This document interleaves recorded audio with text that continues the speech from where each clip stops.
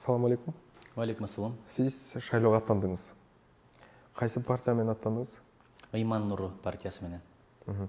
Иман Нуру сизге чыктыбы же сиз кандай өзүңүз чыктыбы, ошол жагы кандай болду? Ыйман Нуру мага чыкты. Анда мурда да бир топ партиялардан сунуш болгон. Аябай ойлондум, кеңештим дегендей.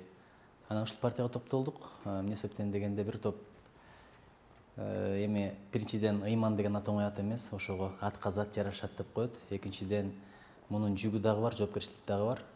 Анан дагы бир талаптарды койдук. Тизмеде мындай күмөндүү шектүү адамдар жокпу? Бул бир. Экинчиден акчага сатып алуу ниет болбосун деген талап койдук, таза баралы дегенчи. Анан кийин көшөгөнүн аркасында бир таасир этем деген күчтөр жокпу деп ушулар такталгандан кийин макулдугумду бердим. Анан күтүсүз жерден төрага кылып шайлап койду. Билесизби, мындай бир нерсе бар да, адам өзү суранып барган иште береке болбойт экен. Жалынып же бир ортого киши салып, бирок өзүнөн өзү оң келген иште жараткан жардам болот деген мындай майда хадис дагы бар. Ошон үчүн ушинтип келип калдык. Сиз ошол партиянын талапкерлеринин бардыгын таанысыз да, билесиз да? Текшердик деп атпайсызбы? Азыр 100гө жакын талапкерибиз бар. Бардыгын толук тааныбайм. Бирок көздөн өткөртүп, үстүртөн маалымат алдык. Кудайга шүгүр, мындай мен күткөндөн да жакшы инсандар дагы бар экен арасында. Анан бир сөз бар го, жан дочке эки ат турат деп, жалгыз аттан чаң чыкпайт деген сыяктуу. Ошон үчүн команда менен гана партия түзө аласың да. Негизи саясатта ар кандай саясий оюндар бар, терис. Билишимче сизге дагы бир аз башталды окшойт да. Анан сиз ушул саясий оюндарга даярсызбы өзү? Эми билесизби, ушундай стереотип бар да, саясат бул таза нерсе эмес, сасык нерсе, андан кийин оюн тигиле бул эле депчи. Ошол эле мезгилде тарыхты карасаңыз, пайгамбарлар да саясатчы болгон, бирок аябай адилеттүү, таза саясатчы болгон да. Мисалы Умар бин Абдул-Азиз деген өткөн, ошол эле жанагы шарияларды айталы, же болбосо Анушерван деген өткөн экен Персиянын тарыхында. Мына кечеге эле биздин Жусуп Абдурахманов, Исхак Раззаков, адам кандай болсо саясат ошондой болот. Биз жөн эле ишенип алдык да, саясат бул таза эмес деп. Ошон үчүн баштан эле ошого даяр болуп баргандар аябай көп да. Биз Кудай буйруса саясатка адамдар ишенсе экен деп баратабыз.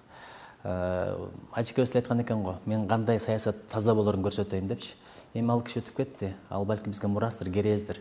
Саясат кандай учурда таза болорун, таза саясат кандай болорун көрсөтүүгө бел байлап баратабыз, Кудай буйруса. Негизи чоң агачы түптөгөн партия дейби ушуну? Балким төрагасы ким өзү? Төрагасы мен болуп шайланбадымбы? Сиз төрагасы болдуңуз. Ооба, анан билбейм, ал эми ар түрдүү сөздөр айтыла берет.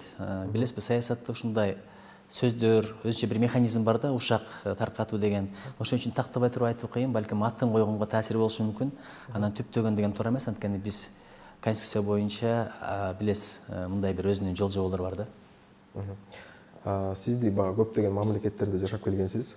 Анан ар бир мамлекеттин өзүнүн саясаты болот. Кайсы мамлекеттин саясаты сизге жагат, же болбосо биздин Кыргызстанга бир аз болсо дагы дал келиши мүмкүн да? Эми билесизби, салыштырып болбойт. Бир өлкөдө, мисалы, мен Японияда болдум, ал жакта конституциялык монархия, парламентаризм. Америкада болдум, ал жакта чыныгы президенттик да. Бизде карасаңыз, дублирование деп коет да, бирин-бири кайталган президенттин аппараты бар, премьердин аппараты бар. Мен эми министрдин орун басары болуп иштедим, чындап кыйналасың да, эки тараптан бирдей тапшырма келет, кээде бир эле тапшырма эки тараптан келип калат. Америкада андай эмес. Премьер-министр деле, президент деле бир адам да, өкмөтү деле, аткаруу бийлиги деле, анан мамлекетти башкарган деле. Ошон үчүн ал жакта балким жоопкерчилик президентте абдан чоң да. Ошон үчүн ар бир системанын өзүнүн артыкчылыктары бар, өзүнүн кемчиликтери бар, проблемалары бар, идеалдуу система жок. Бирок бирдекени так айтып коеюн, өнүккөн мамлекеттерде мыйзам сыйланат, мыйзам аткарылат. Бизде кээде мыйзам кабыл алынат, бирок мына мисалы түкүрбө деген мыйзам кабыл алынды, аткарылбай калып атат да. Ошол нерсе мамлекеттин аброюн кетирип коет да. Бул мамлекеттин консенсустук чечими, бирок ал аткарылбай атат. Бул өтө өкүнүчтүү. Ошон үчүн мен бир гана нерсени байкадым, өнүккөн өлкөлөрдө эли мыйзамды сыйлайт, урматтайт, айырмачылык мына ошондо. Сиз баягы аткаруу бийлигинде иштедиңиз да, көп жылдар бою, Азыр баягы башкаруу, мыйзам чыгаруу бийлигине аттанганыңыз эмне себеби бар ошонун? Эми билесизби, мыйзам бул негизги нерсе да, жашоону жөнгө сала турган. Ошол мыйзамдар кандай болсо жашоо ошого жараша болот. Мен анча-мынча барып калып аттым, мисалы комитеттерде. Бир жолу бир адам айтып атат да, биз баягы бир жакшы демилге көтөрүлдү, чылымды көрүнгөн жерде чеге берген туура эмес. Дүйнөдө бүт ушундай. Бизде кетип атып карасаңыз, машинадан колун чыгарып эле чегип аткан, машинанын ичи таптаза болсо, ал жакта бар да жана гүл төгө турган жери. же болбосо билбейм корого чыгып алып деле көчөдө баратып деле андай эмес да. Дүйнөдө чылым чеге турган белгилүү бир жерлер бар. Анан башка жерде чексең ага айып пул салынат да. Ошондой бир тартип бизде да кылалы десек, ал жакта баягы ошол тамеки тармагында бизнесте жүргөндөр барып алып, эми алардын сөзүн угуп отурсаң, тамеки баардык эле ооруларга дары экен да, укмуш нерсе экен, мындай абдан бир пайдалуу нерсе экен. Көрдүңүзбү? Лобби менен мыйзамдар кабыл алынып атат. Сырттан бир таасир эткен күчтөр бар. Аларга ишенип туруп биз түшүнбөстүк кылып, же болбосо билбейм, бир напсиге алданып, алардын бир азгырыгына түшүп туруп мыйзамдарды кабыл алып койсоң, бирок ошол коомго зыяны тиет да. Ошон үчүн мыйзам чыгаруу бийлигинде мындай сабаттуу юристтердин болгону өтө маанилүү. Менде деле юридикалык билимим бар. Анан барып туруп аракет кылып көрөлү. Бул бир, экинчиден сырттан карап эле антип атат, мынтип атат, көйгөй көп деп айтыш туура эмес да. Караңгыны миң айткыча чыркырап дейт, кандай сонун жагып коюп бир чырак дейт. Ошон үчүн маселени чечели. Мындай жөн эле байкоочу болуп туруп сындап отура бербестен. Караңгыдан жол тапканга аракет кылалы, жөндөйлү. Ошон үчүн бул парламентке барыш ниет пайда болду. Парламентте баягы өзү 120 депутат болот да. Анан баягы сиз баягы өзүңүз эрктүү депутат болсоңуз, сиз жалгыз болуп каласыз да. Анан баягы коркпойсузбу? Кандай санда терис каармандар бар да ичинде, чындыгында. Эми билесизби, мыйзам чыгарсаңыз ага каршы келишип.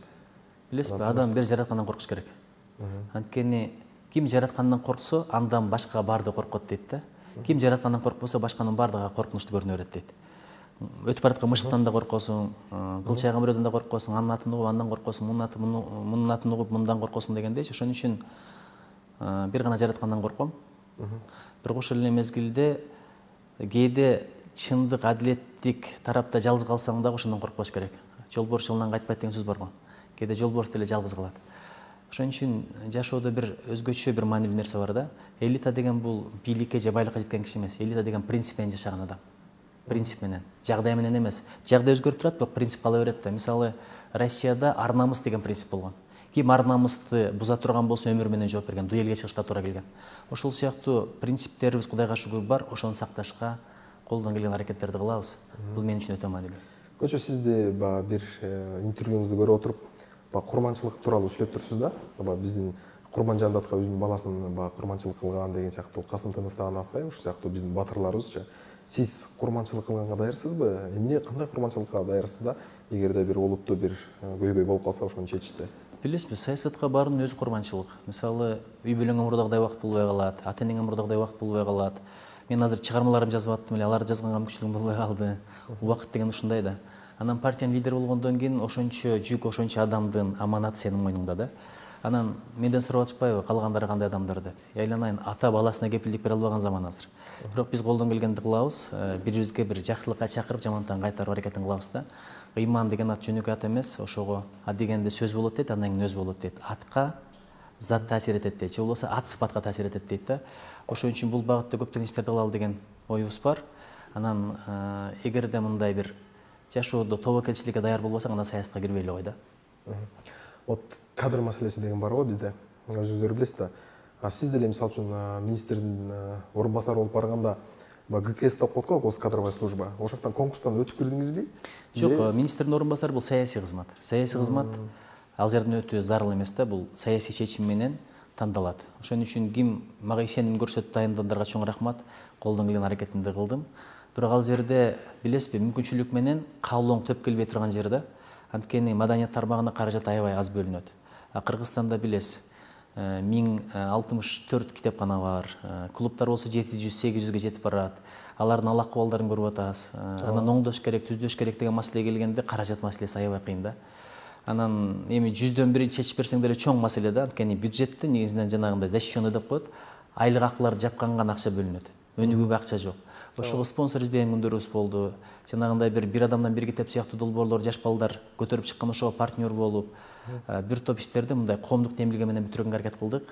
Бирок билесиз да, баягы ары карап, ыйлап, бери карап күлүп, көп маселелерди билдирбейсиң. Ошон үчүн бул багытта бир системалуу өзгөрүүлөр аябай керек да.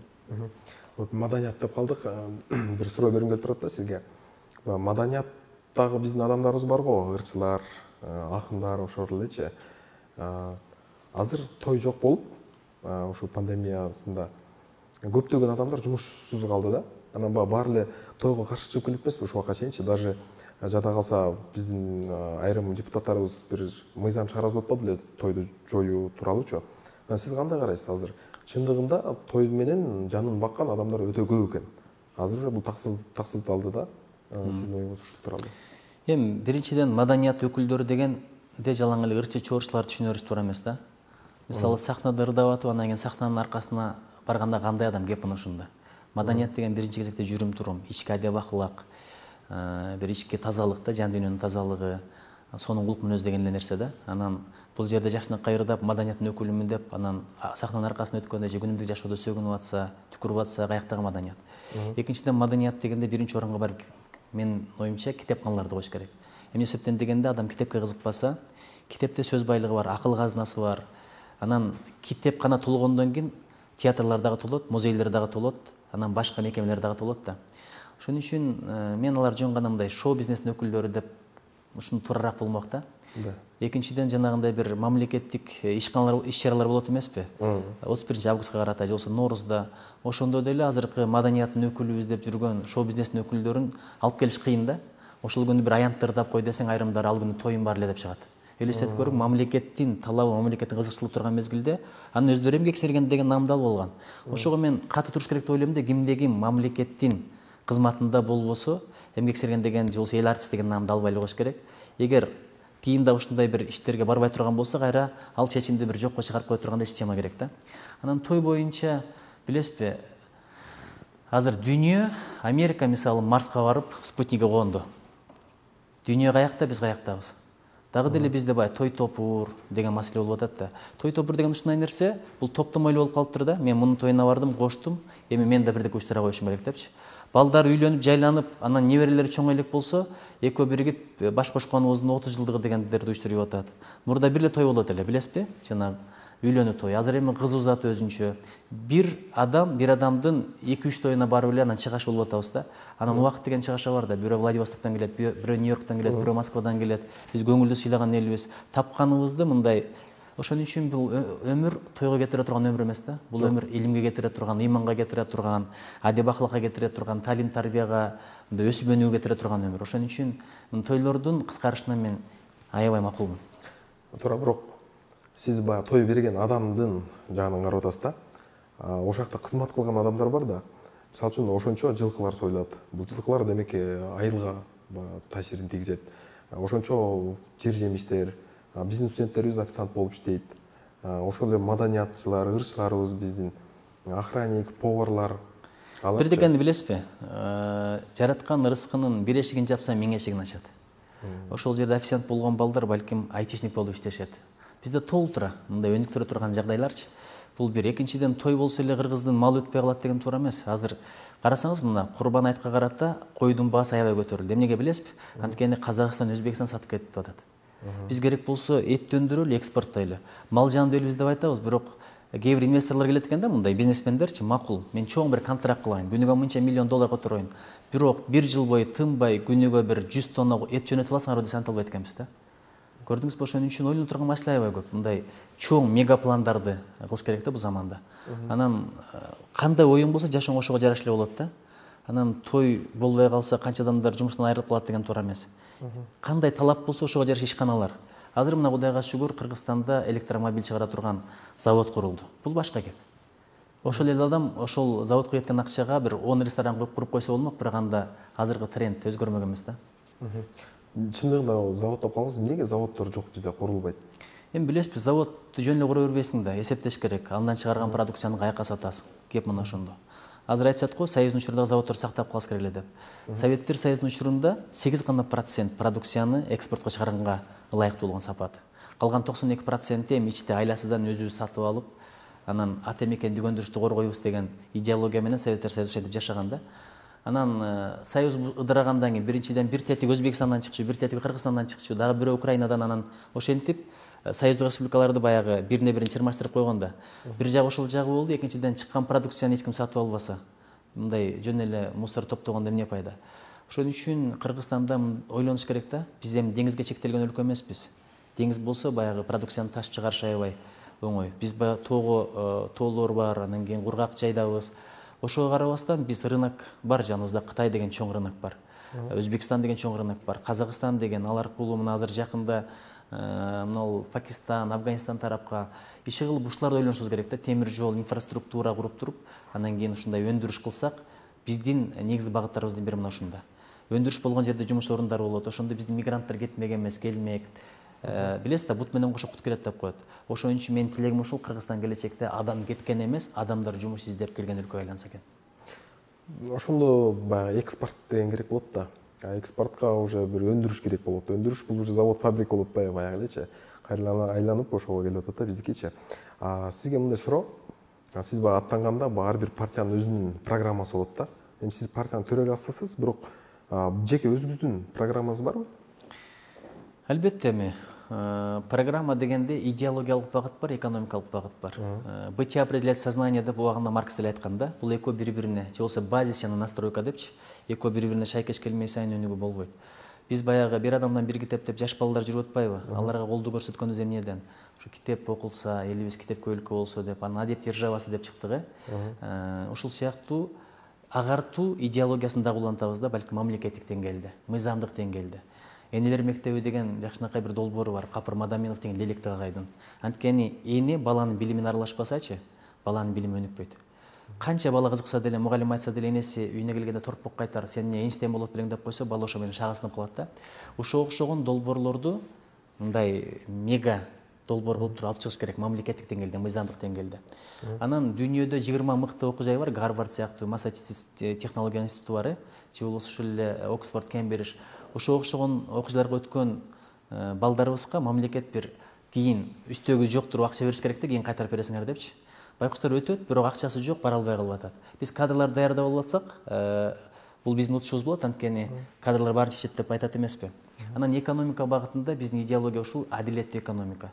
Бизде акча бар. Мисалы бир миллиондогон адамдарыбыз азыр батыштын банктарында 160 миллиарддын тегерегинде, сом тегерегинде акчаларын кармап турат да, 0,5% болгону үстөк алат. Андан көрө ошону биздин инвесторлорго берсе, иштетип, андан көбүрөөк киреше тапмак, анан жумуш орундары түзүлмөк. Айтор ошого окшогон биздин долбоорлорубуз бар. Анан эң башкысы жердин байлыгы элге деген бир түшүнүк бар да. Биздин жердин байлыгы биздин элге болбой атат. Мисалы кумтөр, канадалыктар келди, швейцариялыктар келди. Бир 19ду алып чыгып, анан 2 жумурткасын кайтарып берип атат, биз бактылуу болуп отурабыз. Эмне алардын 4 башы же 8 колу барбы? Бизде эле адамдар. Ошон үчүн өзүбүздүн кадрларды даярдашыбыз керек. Алар жер гендерин өздөрү иштетиш керек. Өзү иштетсек, эгер чын-чынына келгенде Кыргызстандагы бүт кен байлыктарды иштеткенде, алтын кен байлыктарын иштеткенде, ошондон түшкөн кирешени бөлсө, азыркы ар бир кыргызстандыкка $1 миллион ашык. Анан бүт дүйнөдө ушундай персонифицированный счет деп коет, ар бир адамга эсеп ачып туруп, анан баягы төрөлгөндөн баштап каражат болуп атпайбы, араб өлкөлөрүндө, Норвегияда. Балким ушул өрнөктү биз да кылсак жакшы болот эле. Анан жетим тоодо миллиарддаган тонна темир кени бар. Аз бир темир жол курсак деле, мисалы Кытай менен түштүк байланыштырганбы же Россияны байланыштырганбы, дагы деле каяктан алабыз? Россиядан алабыз, Кытайдан алабыз. Эгерде завод куруп туруп, ушул жерден темирди өндүрсөк, өзүбүздө акчага алмак, өзүбүздө жумуш орундары болмок, өзүбүздүн продукцияны иштетмекпиз да, арзанда түшмөк. Айтор мындай мега долбоорлор аябай көп. Мен ишенем, Кыргызстанда акылдуу жигиттер абдан көп, ошолор менен бул долбоорлорду ишке ашырса болот. Сиз ишке ашырганда кандай ошо өзүңүзгө ылайыктуу кадрларды шайлайсызбы? Бул жагында болуп калат. Же сиз закон чыгарып ошону ошо жолун түшүнбөй атам да. Билесизби, мындай коррупция деген бул балекет нерсе да. Улууга адил болбосо убара болот, эл карып деп. Соттор адилеттүү болбогон жерге инвесторлор келе албайт. Анткени бир учур келет, биз көп акча сарптап койгондон кийин, анан бир адилетсиздик кылса, сотуна кайрылсак, соту адилеттүү болбосо биз күйүп кетебиз деген сезим бар да. Ошон үчүн бул сот реформасы деген дагы деле бүтпөгөн маселе болуп атпайбы? Анан ушуга байлай турган маселе да. Анан экинчиден, коррупция деген ушундай нерсе, мисалы азыр деле Кыргызстандан кээ бир адамдар продукция чыгарат, бирок кээ бир мекемелер аны сатып албайт да. Аны сатып алганга караганда Кытай менен келишип түзгөн жакшы. Неге билесизби? Анткени үстүнө баа коюп, балким бир. Ошон үчүн ата мекенде продукцияны анан алып алдар болсо, азыр Казакстан менен, Россия менен келишим түзүп атат да. Мисалы жана умный счетчик чыгарды биздин балдар Кыргызстанда. Анан эми карасаңыз, керек болсо тиш чукугу чыгымдары башка өлкөлөрдөн алып келсең, андан көрө ошол технологияны алып кел, балким бир $500 000 тураттыр. Бирок өзүбүздөн чыгат, өзүбүздө сатылат, ички рынок. Анан канчалык адамдарыбыз өзүбүздөн чыккан продукцияны сатып алса, ал биздин ичкилерге инвестор болот да, жумуш орундары түзүлөт, акча өзүбүздө калат. Ушул багытта көбүрөөк иштеш керек болуп атат. Анан бизде импорт менен экспорт салыштыра келсең, экспорт аябай төмөн, импорт аябай чоң да, сальдо тескери болуп атат. бул багыттарда эгерде мындай ишкерлер менен иштесек, алардын кызыкчылыгын эске алсак, чечсе болот. Мындай коррупция болбосо, анан тааныш тамырга тартып кетмей, же болбосо суунуку сууга, сайдык сайга деген принцип болбосо, муну чечсе болот Кыргызстанда. Муну ошондо кандай жаштардан башташыбыз керекпи? Ошол эле сот реформасы деп атпайбызбы? Сот реформасын азыр билбейм, мен көрө алган жокмун да, азыр албайт болушубуз керек. Ошо жаштардан башташыбыз керек депчи. Эгерде жаштардан баштайбыз десек, анда биз 30 жылды жоготуп атабыз да. Жо билесизби, кеп куракта эмес. Мисалы 30 жаштар коррупционер менен 60 жаштар коррупционердин айырмасы эмнеде? Ошон үчүн ойлобуз керек да, жаштар келсе эле баары гүл заман, нур заман болуп кетет депчи. Жок. Кеп ыйманда болуп атпайбы? Мисалы адамда билим болсун, бирок билим болсо, бирок ыйман, уят болбосо, ошол билимин тескери жакка пайдаланып кетиш ишке эмес да. Азыр мисалы коррупция менен камалгандардын билимдери аябай жакшы. Бирок маселе, көрдүңүзбү, ыйман темасын козгонубуз ошол да, уят темасын козгогонубуз, намыс темасын козгонубуз ошондо. Анан экинчиден, жоопкерчилик, мисалы сот чечимди чыгарып атат. Чечимин жогорку инстанция бузуп атат, бирок ал үчүн чоң жоопкерчилик жок да. Бир эки чечимиң бузулса, кызматтан кетесиң десе барго, алар деле өзүнүн келечегин ойлойт. Алар деле мындай уят болгусу келбейт. Айтор бир жолдорун дагы издеш керек. Табылбаган жол жок. Азыр баягы закондор бар да биздечи, закон, иерархия боюнча закон, конституциялык закон, анан конституция кетип атпайбы? Анан биздин конституция өзү туура эмес болот, көптөгөн мыйзамдар ичиненчи. Ошону өзгөрткөнгө кандай бир сиздер балким программа бар? Өзгөртүш керек. Эми туура эмес деп айта албайбыз, анткени каалайсыңбы, каалабайсыңбы, бул биздин башкы мыйзам. Сократ убагында айткан экен да, ага өлүмгө өкүм чыккан эмеспи? Ошондо шакирттер качырып эл деген да. Өлүмгө өкүм ушундай болгон экен, күн сайын белгилүү бир ууну ичип өлмөк экен да. Өкүм ошондой экен. Анан качырып эле десе жок эми. Жакшыбы жаманбы мыйзам, мыйзамдын аткарышын керек деп туруп, анан ошентип каза болгон экен байкуш. Ансыңарындай эмне болсо деле бул биздин мыйзам. Мыйзам сыйлаш керек, бирок кемчиликтер аябай көп болуп атат да. Мисалы мага койсо, бир мандаттуу шайлоо округдарын кайрадан калына келтирет элек. Азыр караңыздар, бир райондон кээде ондогон депутат чыгат, 10-12 депутат чыгат, бир райондон такыр жок. Ошол райондун көйгөйлөрү чечилбей калып кетип атат да. Мурда бир адамга добуш берчү. Азыр эми партия деп туруп аябай көп экен. Мындай ыкы-чыкыларын көп байкап атам. Кудай буйрса ушундан башташ керек го деп атам да. Анткени билесизби, мурдагы парламенттерде, эми мен азыркы кийинки депутаттарга бир сөз айткым келбейт, бирок мурдагы парламенттерге мындай бир эл жаман ат койгон эмес да, кандай десем, элита же бир башка аттарды койгон эмес. Эмне себептен дегенде бир мандаттан шайланып келчү, деңгээл да башкача болчу, жоопкерчилик да башкача болчу, алардын заты, кадыр-барк, аброю бар эле. Ошол мен бир гана нерсесин айтып атам, дагы ойлоно турган маселе аябай көп. Баягы ошо конституцияны өзгөртүп атканда бир мандаттуу шайлоо деген, ошондо өзүнүн бир көйгөйүн көрсөтсө керек да. Анан ошо партия аркылуу деп чыгарса керек да. Бирок азыр биз көйгөйүн эки эсе көрүп атабыз чындыгында. Азыр ошо бир эле партиянын аты менен, партиянын жүзү менен алдыга бир адилеттүү бир жаштарды коюп коет дагы, бир 10 адамды. Андан артында ким турганын биз билбейбиз да. Билесизби, эми азыр мага деле ушул суроо болуп атат. Аркаңарда ким бар? Мына тизмеде депчи, эми иликтеп көрдүк, жакшы балдар аябай көп экен. Бирок баарына кепилдик бере албайсың да, бул турган маселе. Ошон үчүн бир мандаттуу деген бул бир гана маселе да. Экинчиден азыр жоопкерчилик системасы. Мисалы, кээ бир органдар бар, такыр жооп бербейт да, сүйлөсө болот, бирок жооп бербейт. Көрдүңүзбү? Анан бир маселе чечилбей калса, жоопкер адамды, жоопкер структураны таба албай деле коесуң да. Анан билесизби, жоопкерчилик жок жерде иш да болбойт, өнүгүү да болбойт. Ошон үчүн мындай жоопкерчилик маселесине дагы мындай акцент кылып туруп, реформа кылыш керек баары бир. Бул бойдон балким жакшы ниет менен кылышкандыр, бирок билесизби, мыйзам чыгарышында өзүнүн кызыкчылыктары бар да. Бул жөн жерден болбойт. Бирок мына кийинки учурларда байкап атабыз, көп маселелер бар да. Бул маселени Кудай буйрса аякта көтөрөбүз. Сиз өлүм жазасын колдойт белеңиз? Өлүм жазасы билесизби? Бул мен эмес, чоң бир аалымдар айтат да. Өлүм жазасы бар жерде өмүр сакталат депчи. Мисалы, бир Элим Карипбеков өзүнүн тайнеси менен интервью кылган жерде айтат да. Камагыңдан коркпойт, бир экөөнү атыш керек депчи, коррупция боюнча. Балким орой кылаттыр, бирок бүт дүйнөдө мисалы коррупция үчүнбү, чоң кылмыштар үчүнбү, ошол эле Америкада, ошол эле Кореяда бар, биз бул маселени кайра карап чыгышыбыз керек сөзсүз түрдө. Бүттүк өнүккөн мамлекеттерде, реформа кылган мамлекеттерде ошондой баягы өлүм жазасы бар, же болбосо бир жесткий, орусча айтканда, жесткий реформа кылышканда, бизге дагы ошондой керек экен, же болбосо өлүм жазасы керек, же болбосо бир өтө күчтүү бир реформа керек да. Ага чоң эрк керек болуп атат да. Бирок эрк бир адамга бул аздык кылат деп ойлойм да. Сизге бир чоң команда керек деп ойлойм да. Анан команда сиздин партияңызда барбы жок билбейм, бирок келечекте бир команданы карап, адамдарды карап, таанышып, может оюңузда чогултуп келе атасыз да. Билесизби, ушул шайлоого балким мен барсам барбасамбы деп көп ойлондум. Бирок өзү эле мындай жол ачылып калды. Партия түзүлүп төрүн бошотуп берди. Анан баягы ырыс кыйды болбоюн, кесир болбоюн деп. Бирок ошону менен аманат жоопкерчиликти алып, мындай чечкиндүүлүк менен баратабыз. Бирок билесизби, команда деген өтө маанилүү. Анткени жан дочке эки ат турат дейт. Бул бир вазгир жакшы, хан жакшы деген сөз бар кыргызда, туурабы?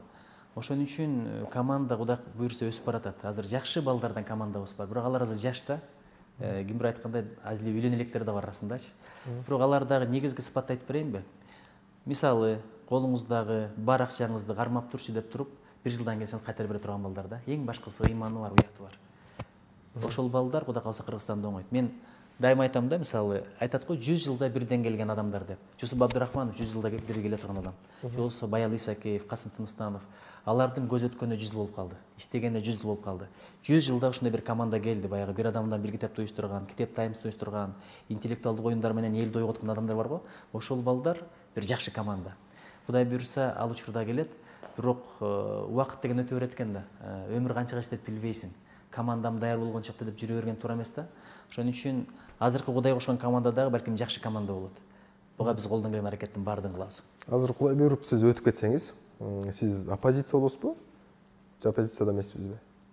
Эми билесизби, бир нерсе бар да. Кыйкырып эле айып издеш деле оңой эле. Бирок бир сөз бар. Эгерде дейт бирөөнү айыптасаң башыңа келгенин көрдүк го. Ошон үчүн мындай кылыш керек экен да, биз центристик дагы эмес, же болбосо оң дагы эмес, сол дагы эмес, өзүбүздүн позициябыз бар. Чечим сунуштаган команда бололу деп атабыз. Чечим сунуштаган. Анан сындап караңгыны миң айта бересиң, андан көрө бурчуңа бир шам жак дейт да. Ошон үчүн мындай конструктивдүү чечимдерди издеген команда болобуз. Эгерде бир сын айтсак, аркасынан момундай чечимибиз бар. Карап кабыл алгыла дегендей бир команда бололу деп атабыз. Сиз азыр тияка өткөндө коалиция чогулат эмеспи? Парламентское большинство деп, сиз большинствого кирсеңиз, анда большинстводо сөзүнүн ачыгы партия власти деп коет го, ошолор көбүрөөк мандат алат да. Анан алар өзүнүн мыйзамдарын сунуштайт да, өзүнүн кызыкчылыктарын сунуштайт да. Сиз аяка кирсеңиз, сөзүңүз кыска болуп калат деп ойлоп атам да. Бирок сиз оппозицияга кирсеңиз болот. Бирок оппозиция болгуңуз келеби? Ошол да суроо болуп калып атат. Билесизби, оппозиция деген чындыкты чыркырап айтып тургандагы жакшы сыпат. Мисалы, чындыкты сиз айтпасаңыз, мен айтпасам, анан баягы жөн эле баягындай бир куру эмес, чындап бир маселелер болсо, айтып ошону чечиш керек да. Бирок эми билесизби, бир адам жолдо кетип айткан экен да. Баласы менен чарчап баратып, андан кийин каап, атыбыз болгондо депчи, тайым болгондо деп жашпыл айтат экен. Десе, эмне кылат элең десе, минет элем дептир. Анда биринчи мен минет элем деп келген да атасы. Анда мен да учкаш кылат элем десе, баласын башка бир коет эмиш, белин сындырасың, ал жаш депчи. Ошон үчүн дегенде шайлоо өтсүн. Команда деген бар, кеңештирүү иш кыласың да. Бизде көрдүңүзбү, партия дегенде эле бир адамга байлап койгонбуз да, анын диктатурасы, анын менчигинде болуп калган. Мындай болбош керек. Бул да туура эмес. Мисалы, лейбористик партия Англияда, же болбосо республикалык партия Америкада жетекчилер дайыма алмаштырып турат. Бул элдики да, мындай идеологияныкы. А бизде бир адамдын менчиги сыяктуу ошол чечет, ким кирет, ким чыгат, анан ким оппозицияда болот, ким бийлик менен болот дегендейчи. Ошон үчүн биз мындай маселелерди кеңештирип чечебиз. Кеңешпескен бармак оорубайт дейт. Азыр депутаттар өткөндөн кийин портфель деп коет го, алмаштырышат го. Министрлерди, көптөгөн орундарды алмаштырат, бирок именно мен үчүн сизге оппозицияны айтып аткам, себеби бул акча, финансовый жагы бүт баары оппозицияда болот да. Бул кайсы закондо билбейм, конституционный закондо болушу мүмкүн да. Бирок ошо финансовый жагы бул оппозицияга кармайт да. Комитет, бюджет боюнча комитет. Бюджет боюнчабы же иши кылып, бюджет боюнча комитет тартип боюнча комитетте ошо оппозиция болуш керек. Ошон үчүн мисалы оппозиция болгонго да даярмын. Коррупция азаябы деген ой болуп атат да. Чындап, оппозиция болгонго да даярмын. Оппозиция болгонго да дагы даярмын. Несиптен дегенде, мисалы, көптөгөн көйгөйлөр бар. Ошону мындай көзгө сайып көрсөткөнгө дагы духубуз жетет, Кудай кааласа. Бирок биз азыр ар бир маселенин чечимин издеген команда бололу деп атабыз да. Курулай сөз менен өтүп кеткен жакшы нерсе эмес да. Эртең бүрсү күнү жөн эле тили бар деген сөздөн да Кудай сактасын. Мен эң ойлонгонум ошол. сизди команда деп калдыңыз го, командага баягы биздин эфирди деле көрүп баягы эриктүү мырзалар киребиз десе кандай болот? Көрдүңүзбү, мисалы арак ичкендер, карта ойногондор бат эле биригип алат, бирок мындай конструктивдүү адамдардын биригиши кыйын, байкасаңыз. Чындап эле кыйын. Элде деле көп талап болбоду, көп каалоо болду, жаштар биригип барса деп. Анан адегенде бирөөлөр чыкты, дагы бир аксакал саясатчынын этегин кармап кетти. Анан экинчилери ал дагы бирөөнүн этегин кармап кетти. Ошентип эл көңүл кала берди да, каап аттиң, ушул балдар өзүнчө барса депчи. Эми карап көрүңүз, эч кимдин этегин кармабаган биз эле калдык, өзүбүзчө бараткан. Ошон үчүн бул дагы бир маанилүү кадам да. Качан жанагындай бир коалицияга кириш кирбеш тандоосу, бир кооптуулугу болбойт. Эгерде эл көбүрөөк добуш берсе, өкмөттү бир жаштар өздөрү түзө тургандай мүмкүнчүлүк болсо, ошондой болбойт. Анан кийин баягындай ит жыгылыш болуп калса, же болбосо азыр акчага сатыла турган болсо, эртең бүрсү күнү тиякта башкача бир жагдай болот. Ошондо мындай таза адамдарды да кыйнап коебуз да. Ошон үчүн жоопкерчиликти шайлоочулар өздөрүнө алыш керек. Мындай акчага сатылбай таза барса, маселе чечилет. Келечекте биздин Кыргызстаныбызды кандай көрөсүз? Акыркы келечекте бир 5 жылдан кийин деп коелу. Сиздин ниетиңиз, амалыңыз, аракетиңиз кандай болсо, Кыргызстан ошондой болот. Анткени Кыргызстан деген бул жалаң эле токой, тоо, ала тоо, алтын кени же мал жан эмес да, бул биринчи кезекте адам. Адамдын сапаты кандай болсо, Кыргызстандын келечеги ошондой болот. Мунун бирдекени айтам да, Кыргызстандан таппаган бакытты дүйнөнүн башка жагынан таба албайсың.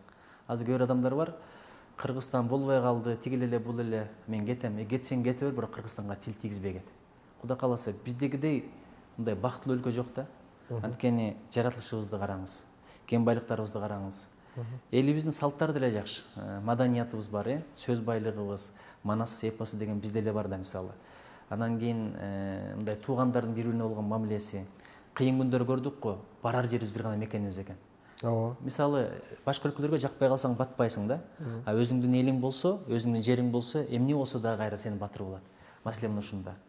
Башка түгүл дейт, ак у деле сагынат жайды жайлай, сүзгөн көлдүн бойлорун, топурак алтын дешет мекендин, кетип жатып келериңди ойлогон. Биздин киндик кан тамган жер ушул, акыры топурак жазанар жерибиз ушул. Ошон үчүн тил тийгизбейли, сөз болот, өз болот дейт. Мен Кыргызстандын келечегин абдан жакшы көрөм. Суу деле адегенде тазаланардан мурда бир ылайланат. Ошондой бир процесстерден өтүп атабыз. Кудай буюрса, таза муун өсүп келип калды. Мындай принципиалдуу, намыстуу бир муун өсүп келип калды. Кыргызстандын келечеги ушулар менен байланыштуу. Кудай буюрса, эң өнүккөн мамлекеттердин бири болобуз. Дагы бир нече суроо берейин, анан ошо менен бүтүрө эле. Биздин туризм боюнча чындыгында бизде Кыргызстаныбызда өтө кооз жерлер көп да. Эмне үчүн бизде туризм өнүкпөйт? Сиздин оюңуз боюнча. Биздин кошто мамлекетте Казакстанда эле бүт баары тала экен да. Баягы жолунан кетип барсаңыз, тала, эчтеке тоолору жок, суулары жок.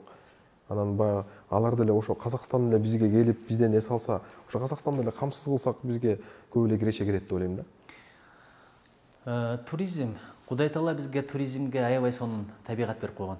Бул жараткандын бергени. Бирок биз адамдар эмне кылып атабыз? Мени кыйраттык кеп мына ошондо. Мейли, мамлекет туризм тармагына маданият министрлигине карайт, мен иштедим. Ал жерде дагы бир кесиптешим иштеди. Каражат баягы эле чектелүү каражат. Ошон үчүн тур компаниялар менен, тур агенттер менен иштешке туура келет да. Бирок кээ аларда деле эмес да. Ошо парламентке барганда кээ бир депутаттар урушат да, биздин министрдичи, мына маданият министрин урушат. Эмнеде урушат? Ош Бишкек жолунда жолдун эки жагы таштанды, эмне тазалабайсыңар деп. Айланайын, бир сөз бар го, тазалаган жер эмес, ыргытпаган жер таза депчи. Ошону ким ыргытып атат? Ошон үчүн туризмди өнүктүрүш үчүн биринчи маданият, адеп, жоопкерчилик, тазалык, түкүрбө ыргытпа деген идеология ошол жерде керек болуп атат да. Эмне себептен дегенде, кыргыз жолду дасторкон катары көргөн да, дасторконго түкүрбөйсүң да. А биз ушинтип кетип атып ыргытабыз да. Кантип кол барат? Мисалы, Японияда мен 2 жыл окудум. Бир дагы жерде жаткан кагазды көргөн жокмун. Кандай чөйрө болсо ошондой болуп калат экенсиң. Мен момпозу жеп туруп кагазды ыргыта албайт элем. Үйүмө келип таштандыга таштайт элем. Ошол сыпат менде дагы деле калды. Ошон үчүн туризмди көтөрүш, экинчиден адамдардын мамилеси. Корс болсоң, анан мындай бир сыйлабасаң, урматтабасаң, биринчи кезекте турист билесизби эмнени сатып алат? Коопсуздук сатып алат. Уурдабайт, тонобойт деген жерге келет, бул бир. Экинчиси жакшы мамилени. Кыргызда бар го, ашың болбосо да кашың болсун деп. Үчүнчү тазалык. Андан кийин комфорт. Кудай буюрса, ошол деңгээлге пейилибиз оңолсо, жүрөктө иман болсо, жетебиз. Ошо адамдардын, менде суроолор да, адамдардын ошо маданияттуулугун кантип көтөрөбүз? Азыр мамлекетте деле бир программа жок болсо керек деп ойлойм да. Эми өзгөрүүнү өзүңдөн башта. Мына көрдүңүз, өткөндө бир өкмөтүбүз пандемия учурунда сүрөткө түшкөнүн көрдүңүз. Эми ошол өкмөттүн маска тагын дегенин ким угат? Кеп мына ушундай болуп атпайбы? Ошон үчүн сөзүң менен ишиң дал келсин да, маселе мына ушунда. Андан кийин мейли жаман көрсүн, мейли кабыл албасын, мыйзамды кабыл алдыңбы, күч менен болсо да аткарт. Эми мына 5000 төлөп койдум деп туруп, ак үйдүн алдына түкүргөн жигит деле ошойдон калып кетти да, мындай катуу чараларды көрүш керек. Анткени мыйзам аткарылбаса, мамлекетиң жок деген сөз да. Ушул мыйзам аткарылса, ыргытпа түкүрбө деген. Ал үчүн мындай мажбурлоо структуралары дагы катуу иштеш керек. Мен азыр бизде кинотеатрлар бар, театрлар бар, борбор шаарыбызда, башка региондордо жок да. Балким ошо региондорго дагы баягы ошо маданияттуулукту көтөрүш максатындачы театрларды уюштуруп берип, же болбосо кинотеатрларды коюп, ошондой кылыш керекпи деп да ойлоп атам. Айланан Жардам береби? бар кинотеатрларыбыздын акыбалын көрүп атасыз го? Бар Иштебейт да, кинотеатрлар. барбайт. Эми албетте инвестор таап, жанагы мамлекет менен жеке сектордун кызматташы. Жериңди бересиң, алар өзүнө бир имарат салат. Ошо жерди бергендиги үчүн 1-2 кабатын кинотеатр ушундай бир жолго барып атабыз да. Болбосо ар бирине миллиондогон сом акчаны табыш аябай кыйын болуп атат. Билесиз, маданиятка эң акыркы көңүл бөлөбүз, анан болбосо акча берип коебуз. Өзү жок дегенде 3 миллиард керек. Закон боюнча деле. Бирок 1,8 миллиард берип коет, анан пандемия деп туруп 140 миллион да кыскартып койду. Анан кантип оңдойсуң? Ошон үчүн мисалы Өзбекстанда деле бар да, адабиятын кантип көтөрүп атат? Билесизби? Журналдарды же китеп чыгара турган мекемелерди, маданият мекемелерин бирден миллионер ишканага байлап койгон. Мисалы бизде Газпромго же Мегакомго байлап койгон сыяктуу да. Ошондой бир жолдорун таппасак, маданиятты көтөрүш аябай кыйын. Анан жалаң эле театр куруш менен маданият оңолбойт. Бул жүрөк маселеси, тарбия маселеси. Бул ишке бир эле мамлекет эмес, сиз деле мамлекетсиз да. Ар бир ата эне, ар бир мугалим, ар бир адам кириш керек да. Мисалы көчөдө түкүрүп атат, аны сөз эле милиция аркасынан жүрүш керек эмес да. Кой инем деп сен айттың бир жол, кеп мына ошондо. Мисалы үчүн бизде баягы контент деп коет го. Бизде кыргызча мультфильмдер жок болуп атат маданияттуучу. Эмне себептен жок дейм да? Ошол деле жаш баланы тарбиялайт эле да. Бул өтө маанилүү. Биз балдарыбызды алдырбашыбыз керек да. Мисалы азыр ар бир бала билет. Мисалы ошол эле Бэтмен, Супермен, анан Черепаха ниндзя дегендерди жакшы билишет. Зомби дегендерди. Мен кичинекей кызымын зомби деп анткени тиктоктордон, мультфильмдерден көрүп атат да. Ошон үчүн баланы бала кезде кыргызстандык кылып алыш керек да. Өзүбүздү мисалы казактарда бар, Шалпан Кулак деген каарманы бар. Анан Балапан деген канал 24 саат бою казак тилинде берет. Бизде да ошондой болуш керек. Баластан ошондой 24 саат бою кыргыз тилинде болуш керек. Анткени башка мультфильмди башка тилде көргүсү келсе, YouTube'дан деле көрүп алат да бала. Бирок ушуну КТРге барып көтөрсөң айтат да, каражатыбыз жок деп. Которуш маселеси. Андан кийин билесиз, азыр мультфильмдин автордук укугун да сатып алыш керек. Болбосо миллиондогон айып келет. Ушулардын баарына чоң каражат бөлүп бергиле, биз чечели деп атат. Ошон үчүн дагы келип эле каражат маселеси да. Ошону чечиш жолдорун айтып атпаймынбы? Бир миллионер ишканаларга байлаш керек. Байлаш керек ошондо. Байлаш керек, анткени ал ишканалар Кыргызстандагы ишканалар. Алар жалаң эле акчасын көбөйтүп, анан кийин билбейм, жумуш орундарын түзүп эле өздөрүнүн чөнтөгүн иштебестен маданиятка кошо салым коюш керек да. Балким ушул багытта бир жакшы иштерди кылса, налогунан жеңилдик бериш керекпи? Айтор жолдорун издеп көрөт элем ушул багытта. Мындай болуп атпайбы? Азыр көп адам айылдан эле келет го. Бишкекке айылдан келип, кыргызча сүйлөп келебиз. Бияка келгенде бизге кыйынчылык жаратат чындыгында, бардыгы орусча. Программа фотошоптасаң орусча, видео монтаж кылсаң орусча. Жөнөкөй эле көп бир сатып аласың, бир буюм, сатып алып туруп инструкцияны окусаң, ал да орусча. Анан чындыгында орус тилин үйрөнгүң келет да. Анан кыргыз тилинин балуулугу жок болуп атпайбы? Ол жактан мамлекет чындыгында чара көрүп, кыргызча инструкция кылып, ошо программаларды эле кыргызча которуп, балким иштеш керек деп ойлойм да. Бирок андай иштегенин мен көргөн жокмун да. Ошон үчүн айтып атам да, бизден да эмес, мамлекеттен да бир аз кичине кириш керек болуп, жардам бериш керек болуп атат элгечи. Мисалы, сен балаңды кыргыз мектепке бересиңби же орус мектепке бересиңби? Кыргыз мектепке берем. Ал сенин чечимиң. Азыр. Бирок азыр бир үй бүлөдө апасы менен атасы келише албайт да. Тияка беребиз, бияка беребиз, келечекте антиш керек, мынтиш керек. Элинайын, мисалы, мен деле айылдан келип азыр орус үйрөнүп албадымбы? Жаңыдан келгенде, шаарга келгенде орус тили менен англис тили мага бирдей эле болчу. Жаңылыктарды көрчүмүн, түшүнчү эмесмин. Бирок үйрөнүп алдык го. Анан өзү шаарда окуп атат. Орус тилдүү чөйрөлөр аз эле бар. Бирок эле тилин унутуп калып, ошон үчүн бул бир эле мамлекет эмес. Кыргыз тилин унутуп атпайбы азырчы? Ошо да ата энелердин да чечими да. Үйдө орусча сүйлөшүп атат. Өткөндө мен кызымды бала бакчага берсем, орусча жакшы билбейт экен, үйдө орусча сүйлөшкүлө дейт. Анан аялым айтты эле, экинчи сөздү кайталаба дедим. Бул өзүмдүн тилим, атам билгендин жарымын мен билбейм. Атам чоң атам билгендин жарымын билген эмес. ошентип отуруп тилибиз жоголсо бул элдин жоголгону да. Элди жок кылыш үчүн аны кырып коюштун кереги жок. Тилин унутсун болду, маданиятын унутсун бүттү. Азыр канча мекендештерибиз анча деле миграцияда жүрөт. Аларга мейли ата мекен менен байланыштары бар. Балдар неберелерчи ошо менен ошол жакта калат. Биз мындай дүңүнөн элибизди жоготуп атабыз да. Эң чоң азыркы биздин стратегия элибизди сактап калышыбыз керек. Элибизди сактап калышыбыз керек, анан демографиялык маселелерди чечип алышыбыз керек. Бул өтө маанилүү. Ооба, туура. Негизи сүйлөсө баягы сөз узун боло берет экен. Азыр акыркы 2 суроо берейин. Ошо менен төрөлү. Бул биринчи суроо баягы эле баягы сот реформасы. Баягы чындыгында өтө бир чоң көйгөй болуп атат да. Мен үчүнчү. Анткени азыр органдар бар, ар кандайча милиция, мисалы үчүн прокуратура деген бар, ГКМБ деген бар, баары апарып туруп сотко жөнөтөт. Сотко баргандан соттон эле сот болуп кетип калып атпайбы? Бул чындыгында баягы милиция макул, башка органдар макул, бирок сот ошол кетирип салып атпайбы ал адамдардычы? Анан мен башка органдарды реформа кылбай эле коюш керек деп ойлоп атам да. Ошо сот бийлигин эле реформа кылсак болду, оңолот деп ойлоп атам жашоочу. Коррупция жоголот деп ойлоп атам да. Бир эле органды өзгөртүш керек, бүттү деп ойлоп атам да.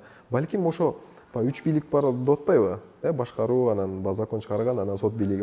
Балким ошо сот бийлигин кошуп салыш керектир бул аткаруучу бийликке. Өзүнчө бир бийлик кылбайчы? Бул эми принципте жанагы сот бийлиги өзүнчө, аткаруу бийлиги өзүнчө, мыйзам чыгаруу бийлиги өзүнчө. Биз канча жылдан бери практика жүзүндө көрүп атабыз, бул эчтекеге жардам берген жок. Ошол эле коррупцияны алып келип атат. Адамдардын адилетсиздик баягы күнөөсү жок адамды деле камап коюп атпайбы азырчы? Макул эмес, сиз деле баягы интервьюңуздан угуп калдым. Тоок урдаган адам деле камалып келет, миллиондорду дагы камалбайт депчи. Бул өтө чоң адилетсиздик болуп атпайбы? Аны карап турган жарандар оңолбойт деп ойлойм да. Эгерде ошо чоң көйгөй оңолбосочу. Ошону бир кандай десем, сиз аттанып каласыз да, Кудай буйрсачы депутаттыкка, анан өзүңүзгө команда чогултуп бир эрк менен балким ошол системасын биринчи кылып туруп түздөп оңдошушуңуз керекпи деп ойлоп атам да. Эң туура. Баягы. Эң туура бул багытта азыр абдан терең ойлонуп аткан учурум. Кантсек болот депчи. Анткени азыр мына өлүм жазасы жөнүндө сурап калдыңыз. Жаза адилетсиз чечим үчүн жазаны күчөтүш керек да. Бул бир. Экинчиден, качан өлкөнүгөт, качан көз менен колдой болгондо да, көздөн жаш чыкса, кол арчыйт. Бирок колуңа тикен кирип кетсе, көздөн жаш чыгат да. Көрдүңүзбү? Ошон үчүн мындай комплекстүү бар бир керек. Сиз туура айтасыз, приоритет сот болушу мүмкүн, бирок ага байланышкан бардык структураларды мындай дыкат реформа кылыш керек. Бирок реформа кылыш керек деген сөз оңой эле. Бирок реформа деген аябай популярдуу эмес нерсе да. Башында баары жаман көрөт, бирок кийин рахмат айтат. Эмне себептен дегенде канча адамдар жумуштан бошойт. Балким бардыгы бошоп башкадан система орнотосуң, же билбейм, автоматташтырып туруп адамдарды чыгарып коюп, башка эле бирөөлөрдү отургузуп коесуң. Ушундай бир жолдор бар, реформа кылыш өтө оңой нерсе эмес. Бирок ошого биз даярбыз, ошого биз баратабыз. Анткени билесизби, баягы Кыргызстандын келечегине кичине үмүтүн үзүп койгондор, ушу сиз айтып аткан нерселерди көргөндөр да. Бирок биздин жараны башка ким дарылайт? Кыргызстанды Кытай өнүктүргөн милдеттүү эмес. Орустар келип реформа кылышкан милдеттүү эмес. Же биздин дарттарды, проблемаларды америкалыктар чечишкен милдеттүү эмес. Аны кыла турган ким? Өзүбүз. Ошон үчүн өзүбүз хирург болобуз, өзүбүз конструктор болобуз, өзүбүз идеолог болобуз. Бир гана биздин мойнубузда аманат. Муну чечсе болот. Болгону баягы үмүт үзбөй, үмүт шайтан дейт. Жол издеш керек, жол сөз табылат. Ар бир карап турсаңыз бир баатыр болот да, бир дордочу. Чосу бир мыкты президент болот азыркы биздин заманда. Балким ошо биздин баатырыбыз балким сиз болуп турсуз. А сиздин артыңыздан эрктүү сизде болгон жаштар сизге кошулсун да. Балким ошону баштап бересиз сизчи. Кудай буйрса. Мен мисалы үчүн сөзсүз түрдө мен сизге кошулмакмын да. Мен дагы баягы бүт баарын таштап, анан ошо мамлекет үчүн деп кеткенге даярмын да. Аны ойлоп көрсөм, бирок алдыдагы бирөөнү көрүшүм керек болот да. Менден дагы акылдыраак, менден дагы күчтүүрөөк адамдычы. Ошо сакталып калат. Тамчы көл болот. Ишениңиз, азырчы аябай принципиалдуу жаштар жетилип калды. Бир аз жетпей атат да, жашы, тажрыйбасы. Бирок учур келет, каалайсыңбы, каалабайсыңбы, Кыргызстандын тагдыры жүгөчтөрдүн колунда болот. Ал аз эле калды, ишенип коюңуз. Ушундай бир жакшы муун өсүп келатат. Алардын алдына бир камаз акча төгүп койсоң да аттап барып жүрөгү менен чечим кыла турган муун келди да. Ошон үчүн Кудай буйрса Кыргызстандын келечеги аябай жакшы. Аз калды. Мен өткөндө бир ыр жаздым эле го, пандемия күндөрү, ал пандемияга эле байланыштуу эмес да. Мисалы, унутпагын Чиледен кийин жаз барды деп атам да. Унутпагын Чиледен кийин жаз барды, жакшы күндөр келерин аз калды деп. Кудай буйрса жакшы күндөр келерин аз калды. Кудай буйрса дейли, үмүттөнөлү. Эми акыркы бир суроо, бул биздин смог көйгөйү. Смог дым болуп туруп Бишкек Бишкек шаары смог болуп атат да. Бул Кыргызстандын аброю да бир кайсы бир деңгээлде туурабы? Эмне деген эс алуучулар келет, башка мамлекеттен адамдар келет, анан ошо смогту көрүп атпайбы? Анан баягы чечүү маселеси баягы ошо туура эмеспи мен билбейм, бирок айтып көрөйүн. Баягы тоолуу аймактарда жашаган айылдарга электр энергиясын 50% арзандатуу бар, билесиз да, тоолуу аймактарда. Ошол эле системаны шаардын тегерегине кылып койсо, баягы көмүр жакпай, ошол эле адамдар электр энергия менен колдонсо, балким ошо смог жоголуп кететтир да. Көтөрө алабы? Баягы эми бул жакта көп эмес да, мисалы үчүн бул жагында Ак өргөнү, бул жагында Алтын Ордону, бияк жагынан баягы Дордой жакты баягы көп деле эмес да, өтөчү. Мен сенин эмнеңди колдоп атам, көрдүңүзбү, альтернатив деп атасыз да. Бирок бир гана альтернатива деп атасыз. Альтернатива Жок, көп да. газ да бар да. Газды ойлодум, бирок газ кымбатыраак. Үчүнчү альтернатива бар. Мисалы азыр жана күндүн энергия ала турган системаны ошону Ал өтө кымбат болуп калабы деп атабыз да. Жок, кымбат эмес, бирок келечеги жакшы болуп атпайбы? Ал күндүн ысыгына карабайт. Күндү көрсө эле энергияны топтоп туруп канча маселе чечилет да. Бул экология деген ушундай нерсе. Экология кийин $1 триллион менен калына келе турган нерсе эмес. Көрдүңүзбү? Ошон үчүн эмне кымбат экенин билели. Биз кымбат арзан дегенде эле акча менен ченебиз. Андай эмес. Жок, азыр ал жок альтернатива болуп атат да, бирок азыр бизде электр энергия бар. Бар альтернатива. Бирок болгону эрк керек, системалуу саясат керек, каражат табыш керек. Оңой эле нерсе, бул кылса боло турган нерсе. Электр энергиясын Өзбекстанга калп айтпасам экспорт кылабыз да. Ошону Өзбекстанга экспорт кылбай туруп, балким азыраак көлчөмдө экспорт кылып туруп, бирок именно борбор шаарыбызды абасын таза кылып койсок, бул оору рак кап келет деп атпайбы негизи смогчу. Анан чыксаң, эң көп Кыргызстан боюнча жыш жашаган аймак бул өзү борбор шаарыбыз да. Анан борбор шаарыбызга биз кандай десем көзөмөл кылып айтпайбызбы? Туура эле, эми көрүңүз, пикириңиз бар, бирок азырынча менин билгеним, түшүнгөнүм альтернативалуу энергия. Ушул маселени чечиш керек да. Анан жанагы ошол күндөрү өкмөттү чакырып алып, ыштан чыгабызбы, кыштан чыгабызбы деп сүйлөп койгондор эле популярдуу болуп атты да. Анан эгерде ушул түтүнү таркатпасаңар кызматтан кеткиле, жөн эле сөз да. Чечим кандай? Мен ошондой саясат кылгым келип атат да, Кудай буйрса. Азыр болсо бул багытта бир чоң адистер бар, кеңешебиз, жолдорду табыш керек, бирок сөзсүз чечиш керек бул маселени. Анан экинчи жагынан эми жана жан конуштагылар эми сууктан кыйналсынбы, аргасыздан от жагып атат. Ошон үчүн альтернативалуу энергия дегендер бар, бул жөн боюнча да ойлонуп атабыз азыр. Рахмат Нуржигит беке, негизи өтө көп суроолор бар болчу, жана башында айткандай 100гө жакын суроо болчу. Азыр биз сизге бир 20сын эле бердим да.